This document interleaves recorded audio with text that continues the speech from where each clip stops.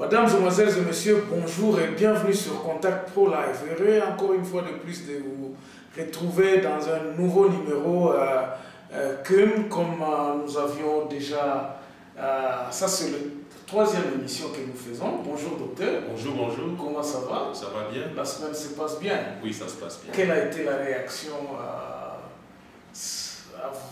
Les gens vous ont déjà appelé? Oui, les gens s'intéressent au... Il faut les remercier. Donc. Je leur dis merci. Les gens s'intéressent au programme.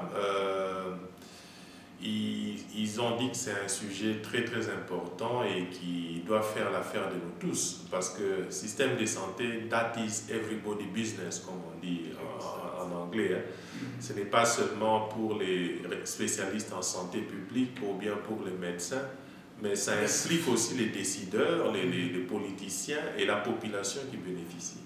Ok, donc merci à tous ceux qui sont en train de nous donner les feedbacks, les points de vue. En tout cas, nous en tenons compte pour l'amélioration de cette émission. Nous pensons que cette émission pourra renseigner beaucoup de nos concitoyens ou ceux qui ont le pouvoir de changer quelque chose en République démocratique du Congo, de voir un peu comment nous sommes en train de nous donner, parce que nous qui sommes à l'étranger ici, nous nous disons nous ne pouvons pas rester ici éternellement. Nous pensons toujours que nous pouvons faire quelque chose chez nous. C'est ainsi que nous nous sommes croisés avec le docteur pour que nous puissions voir si nous pouvons apporter ce message ici, pour que quelqu'un qui a le pouvoir ou qui peut s'intéresser à implémenter ce projet qui est très très intéressant pourra peut-être servir à résoudre un problème qui est celui de la santé pour tous. Docteur, vous m'aviez envoyé un document qui est très très intéressant. Okay. Et je pense que nous pouvons le suivre pour que nous puissions illustrer exactement ce que nous parlons ici. Et c'est un document qui nous est provenu de MSF. Ce sont les docteurs sans frontières, vous aviez travaillé avec, dont vous connaissez un peu. Quand nous rentrons, vous allez nous parler un peu de structure, hein, quel est le rapport des ONG et des structures de l'État. Donc prenons un peu le temps de suivre ce documentaire. Ukikosa makuta unakufa na ile magonjwa, utafanya nini? Mama yangu ashakufa. Baba wangu ashakufa, mtoto wangu ashakufa. Watu mingi wenyewe wanakufa juu ya maisha mbaya ya kukosa franga ya kwenda kwa mganga. Na wengi tunakuwa tunapata tabu, sote tunataka kutana mwanamke kumtembeza na miguu, mimba inatoka mbarabara, mwanamke wazalia njiani.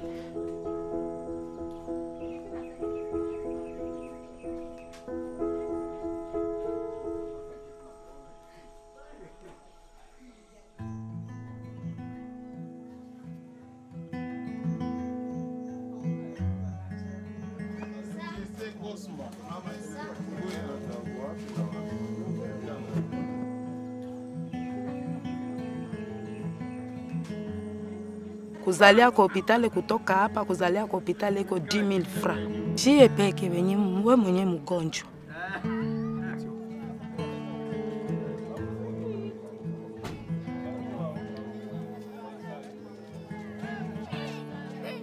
Mie kwanza example hapa niko numero 1. Mtoto wangu alinigonjeaka amana yake nikahangaika sana na niko na mimba umwaku mgongo na mimba kule na niko karibu ya kuzala. Juu wakati nyetu ipataka ile aksida ya piage hapa nyebe kia kubaka watu hapa na mie tension ikapale pale kashituka nikaanguka mtoto nako akanikufia kunjia.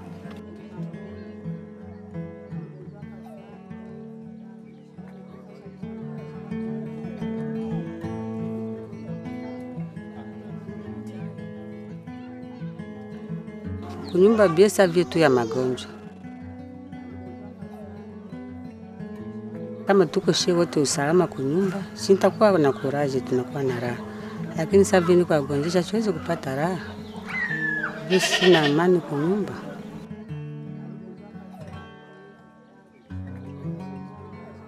Mule mfie wangu aligonjwa kwa kuzala mapasa 2, operation isha vimba pale fashi ya operation. Juu saa mimi nilizalaka watoto yangu balikingamaka, balitupianaka migulu ndio wakaniopera. Depuis mefaka niopere, sisikiake tumbu mzuri na mwili mzuri na mwili yangu ilishakuwa tu dhaifu sana. Nafaza operation ishavimba. Pale mtu hayapataka afya ya pia. Mwili iko tunazoarika. Sasa namna ya kwenda tena kurudilia kule kwa daktari, kwenda kuangalia, nafaa mwae, tamwangalilia bure. Tafanya nini? Taika tupe masiku tapataka faranga tena mpeleka kwa mganga.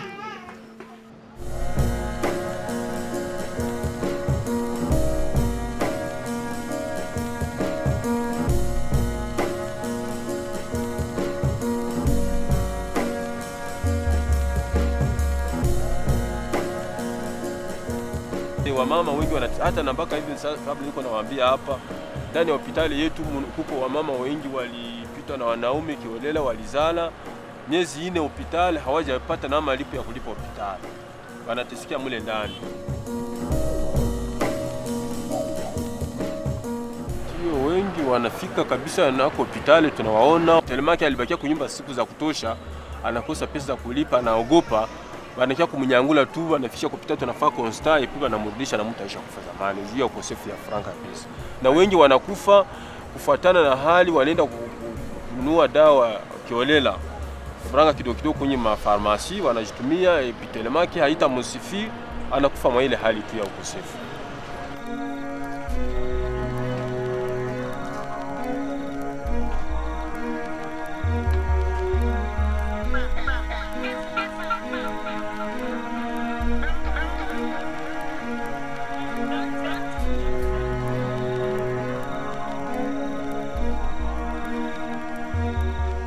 Nous sommes vraiment dans des milieux là où il y a à chaque instant il y a quand même de guerre, et vous allez voir que la population va se déplacer d'ici de là. Mbaya nilifikiaka juu ya vita, nikishakumbuka vita ya kuya inawaza mbaya. Mbaya nikale tu je.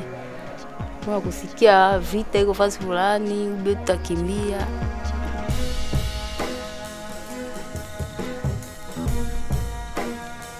Bientôt, bon, c'est pas, on peut quitter Walikale, aller de l'autre côté, ou soit quitter Massissi, aller là où il y a quand même la paix. On n'a pas quand même l'assurance de vie parce qu'on se déplace à tout moment. Naweza kachagua kwa mganga juu kusaidia wagonjwa wengine jamaa yetu. Mimi najisikia bien sana kwa tonza moto, na mimi najua kama atapona.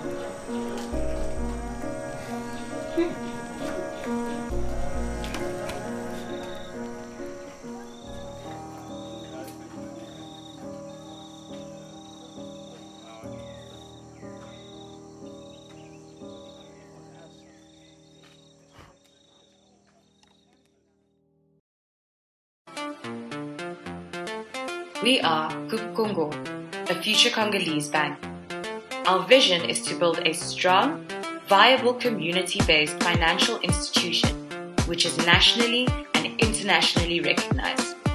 Our mission is to unite and serve the community by promoting a sustainable future through community-based savings and investment.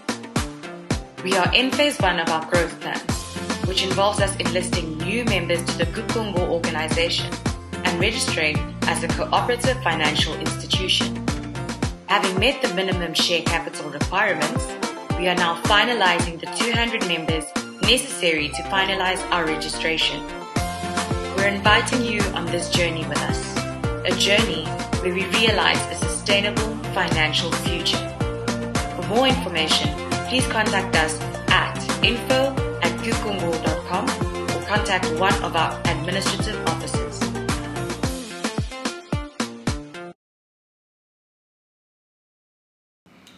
Voilà donc, c'est très émouvant, ça illustre justement Vous avez un commentaire ou Bon, le commentaire que j'ai à faire, c'est que c'est une situation choquante. La population exprime les barrières, les difficultés qu'elle éprouve pour accéder aux soins. Vous avez entendu le papa là dire que non, bon, il y a des gens qui meurent parce qu'ils n'ont pas d'argent pour aller se faire soigner. Il y a le jeune homme qui a dit qu'il y a des gens qui meurent en cours de route parce qu'il est en train de faire un effort pour aller là où se trouvent les soins. Et ça se trouve un peu à distance de là où il se trouve. Exactement. Docteur, pouvez-vous un peu nous parler brièvement comment sont organisées les structures de santé en RDC? Bon, brièvement, c'est que je peux dire la structure est assez bonne. Je trouve que la structure est assez bonne parce que l'unité de base d'opération des soins de santé au Congo, c'est la zone de santé. La zone de santé correspond à peu près à la commune ou au territoire, ou un peu moins. Ce n'est pas exactement l'administration territoriale, mais c'est à peu près ça. Alors, dans chaque zone de santé, il y a un hôpital général de référence, oui, où on peut amener les malades qui viennent de la périphérie, c'est-à-dire des centres de santé. C'est à peu près ça. Donc, nous avons environ, je crois, 515 zones de santé au Congo et un peu plus de 7000 centres de santé. Et alors, quels sont les rapports qu'entretiennent les ONG internationaux qui viennent? Comment ils opèrent au Congo? Les ONG opèrent dans le domaine de santé comme un sport. C'est une intervention limitée dans un projet et qui est tout à fait sélectif. Ce n'est pas tellement intégré à tout le système de santé. Nous voulons un système de santé intégral où des soins continus et qui couvrent partout pour toute la population. Les ONG font des interventions sélectives. Ils peuvent venir, par exemple, parce qu'il y a un problème d'Ebola. Okay. Ils peuvent intervenir dans un programme de rougeole. Donc, ce sont des programmes bien précis, mais qui distordent un petit peu, je crois, l'organisation du système en tant qu'un processus continu. Et en quantité du personnel, par exemple, parlons-en un peu. Comment sont, disons, le personnel en RDC, comment ils sont contrôlés? Comment est-ce qu'on peut savoir que ceci, au niveau des soins primaires, il y a des bons infirmiers? Comment est-ce qu'est structurée la santé en RDC, du côté personnel, quoi? Personnel soignant. Ok, parce que tu as bien posé la question, il y a deux aspects qu'il faut voir dans le système de santé. Il y a les institutions. Oui. Là, ce sont les centres de santé, les hôpitaux, etc., etc. Mais il y a aussi les ressources humaines. Okay. Les ressources humaines sont moins bien gérées. Les ressources humaines, ils sont moins bien gérés, c'est-à-dire qu'ils ne sont pas fixés à un certain endroit. Ils sont un peu fluides. Parce que n'étant pas bien payés, il y a d'abord un shift. Un grand nombre du personnel fuit les milieux ruraux pour aller vers les villes. Okay. Et d'autres quittent le pays vers l'étranger parce qu'ils ne sont pas bien rémunérés. Donc là où il n'y a plus de besoins, il n'y a pas nécessairement le plus grand nombre de personnes. Et puis, ils travaillent en même temps, la plupart, ils travaillent dans le public et ils vont faire des extramuraux aussi dans le privé. Donc l'État ne contrôle pas très bien les ressources humaines pour dire qu'ils ont des statistiques exactes que dans le secteur public nous avons autant. Il y a une grande fluidité. Mais ça demande réellement une gestion de ces ressources selon les besoins parce que le nombre du personnel médical est limité au pays. Alors il faut bien les gérer, bien les répartir. Okay. Et ça demande la motivation, parce que si vous devez déployer les gens, aller travailler dans les villages là où il y a des besoins, il faut une forte motivation. Exactement, mais quel sera maintenant le rapport avec CIM ici? Comment est-ce que ça va? Est-ce que CIM va engager d'autres personnes ou bien il travaillera toujours avec le même personnel qui va trouver sur place? La couverture universelle de la maladie doit travailler avec le personnel qui est sur place, mais demande une gestion beaucoup plus rigoureuse du personnel parce qu'on veut couvrir tout le monde. Oui. Alors on a peu de personnel, il faut bien les gérer, bien les déployer pour que la couverture soit bonne. Okay. Vous imaginez une maman qui est à Walungu, qui a besoin de soins de santé, Elle se déplace jusqu'au centre de santé, mais elle trouve là-bas juste un infirmier de niveau peut-être A3 qui n'a pas la qualité qu'il faut pour aider cette maman-là pour le problème qu'elle a. Donc, pour réussir le CUM, il faut bien gérer les ressources humaines. Et cela peut donc engendrer des job creation, je crois, parce que les gens vont être déjà traînés d'abord parce que c'est un nouveau système auquel les infirmiers ils seront.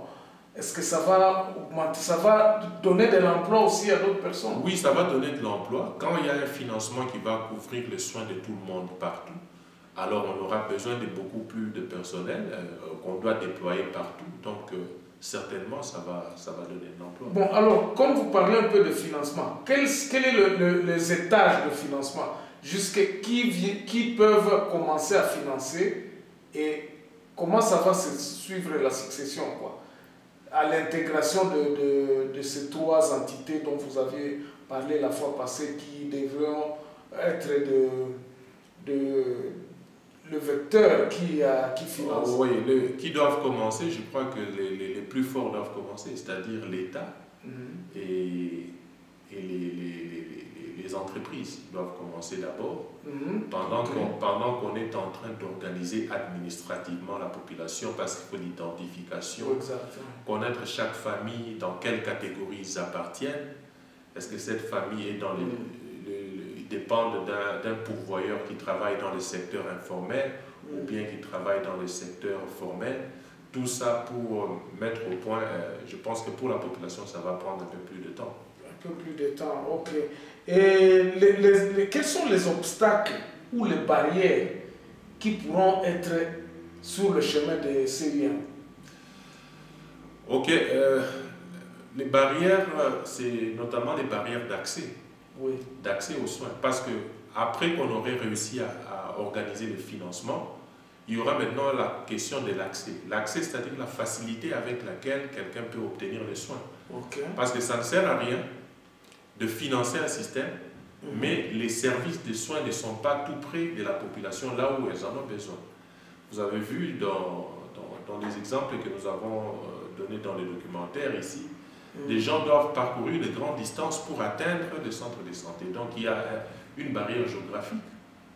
Et parfois même les médicaments, les vaccins, pour arriver là où on en a besoin, ça prend du temps à cause de l'état des routes et qui s'empire même pendant la saison des pluies. On a actuellement l'épidémie de rougeole au Congo. Pourquoi? Parce que les vaccins qui doivent être déployés là où on en a besoin arrivent en retard. Or, ça a une durée seulement de 48 heures. Après 48 heures, les vaccins sont en état de péremption et ça ne sera pas efficace.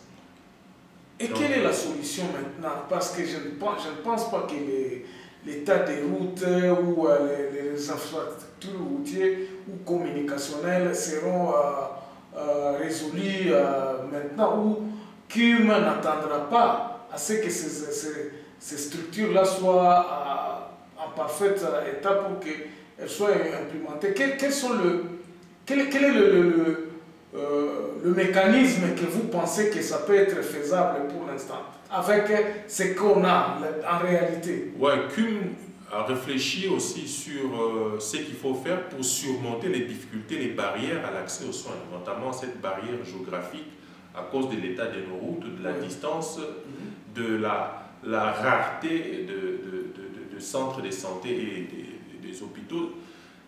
CUM propose l'existence des interventions mobiles.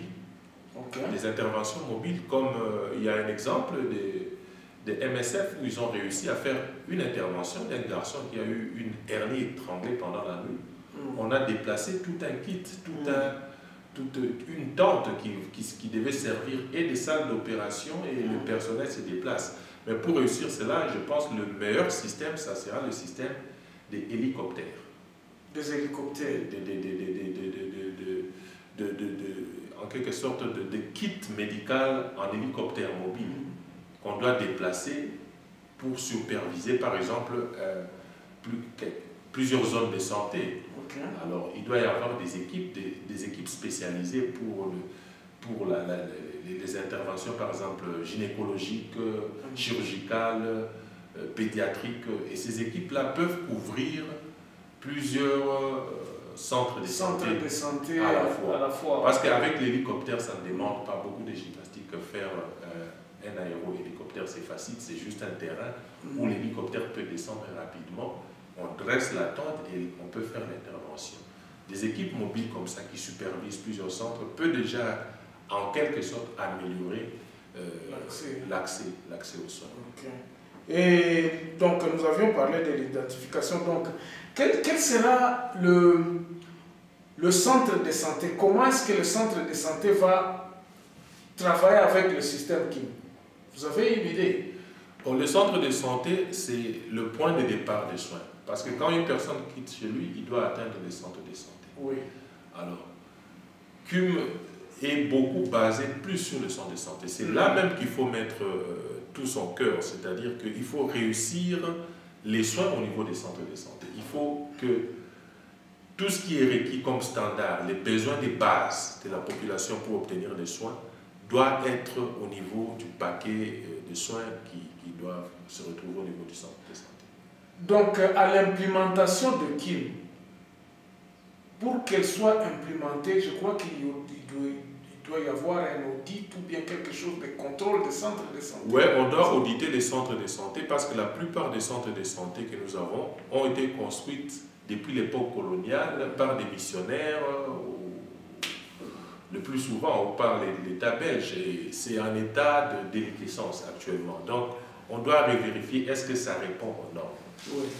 On doit se demander quels sont les soins dont la population a besoin au sein de la communauté, les soins primaires. Alors, il faut que les centres de santé répondent à ces besoins-là. Il faut que les centres de santé répondent à cette liste-là des besoins.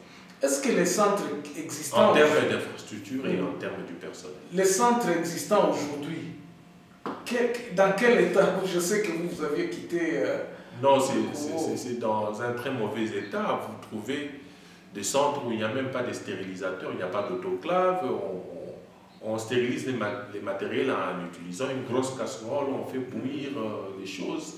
Les tables de consultation sont en bambou, des choses comme ça. Vous trouvez une pharmacie avec quelques comprimés de paracétamol, c'est tout. Alors, c'est très difficile. Mais donc, ce que je sais en République démocratique du Congo, les structures de santé, ou bien beaucoup de structures de l'État ont été détruites pour le privé. Je peux prendre par exemple le territoire que je connais bien à Béni. Quand je crois si on peut avoir sur 10 dispensaires ou bien centres de santé, presque 9 dans le privé. Non, le problème c'est qu'on n'a pas détruit, mais on n'a pas soutenu. Comme on n'a pas soutenu les centres de santé de l'État, ouais. Alors ça n'offre plus de soins de qualité. La population y a besoin de services. Il y a maintenant le privé qui saisit cette opportunité. Ouais. Mais comme je l'ai dit autrefois, les privés au niveau des soins des premières lignes ne donnent pas de soins de qualité. On a souvent affaire à des charlatans. Okay. Ouais. Quand vous avez des dispensaires, des trucs comme ça, qui pullulent partout, les soins qu'on y donne, ce ne sont pas des soins de qualité, ce sont des petits soins qui ne répondent pas aux standards. Donc il faudrait absolument que l'État puisse reprendre les choses en main. Oui, mon souhait est que l'État reprenne la main au niveau des structures primaires pour imposer des soins de qualité, des soins standards. Mais au niveau plus élevé, où l'État ne saura pas financer des soins spécialisés, oui. Le privé peut prendre. Parce que les privés, quand les soins sont de niveau élevé, souvent c'est des meilleures qualités, ce sont des polycliniques très propres, ainsi de suite. Vous avez l'exemple de CMK, tout ça. Moi, je pense qu'eux, ils peuvent s'occuper des soins au niveau plus élevé. Ok. Et avant de passer à la deuxième partie de notre émission, vous pouvez nous dire un peu comment est-ce qu'on va améliorer maintenant CUM? Comment est-ce que CUM va améliorer l'accès? Quelle sera la différence avec le système actuel? La différence, c'est que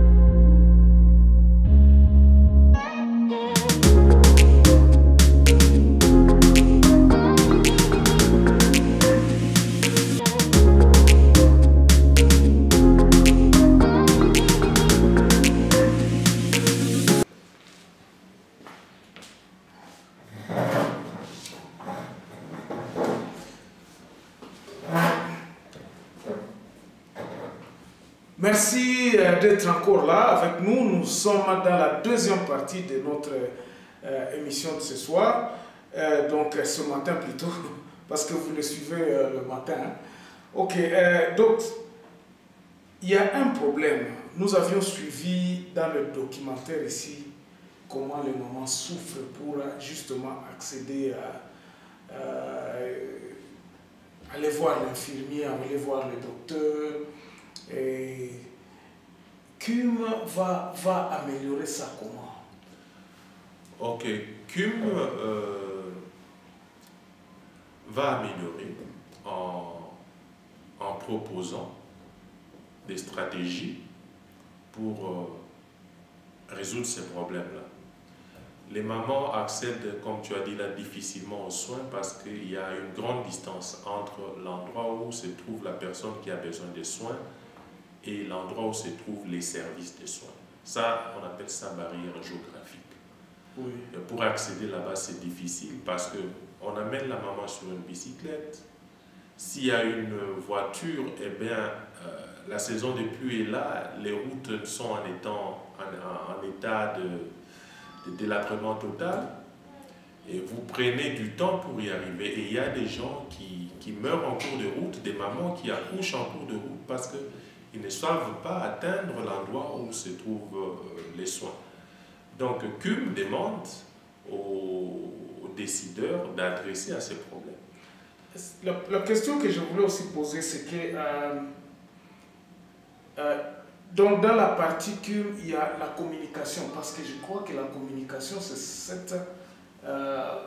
cette difficulté que la personne a. Comment vous pensez que les gens, quand ils ont accédé, ils pourront par exemple signifier que j'ai besoin de transport ou...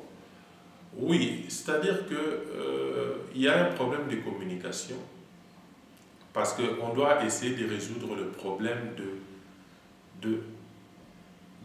d'atteindre le plus rapidement celui qui a besoin ou que celui qui a besoin doit arriver là où vous êtes le plus rapidement aussi.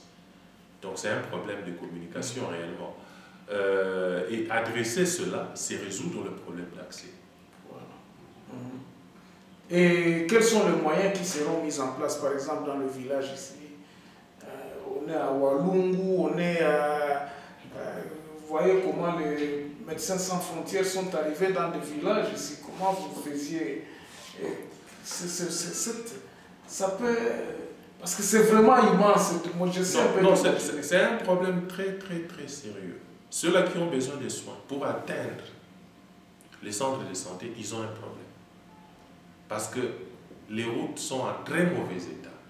Parfois, vous avez une urgence pendant la nuit et vous devez passer par voie de la rivière, emprunter une pirogue pour traverser votre village et de l'autre côté, commencer encore à marcher à pied jusqu'à cet endroit-là.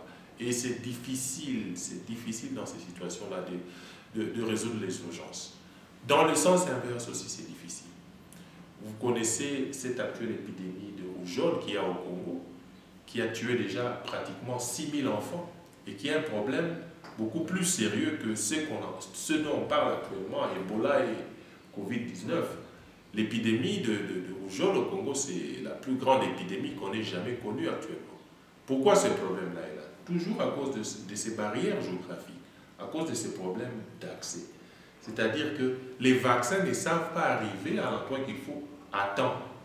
Et après 48 heures, les vaccins sont déjà périmés. Et quand on va les donner aux enfants, ça n'aura plus l'efficacité qu'il faut. Et maintenant, l'épidémie a atteint pratiquement toutes les 26 provinces. Donc, résoudre ces problèmes-là, ce genre de problèmes géographiques-là, c'est ça, résoudre les problèmes d'accès.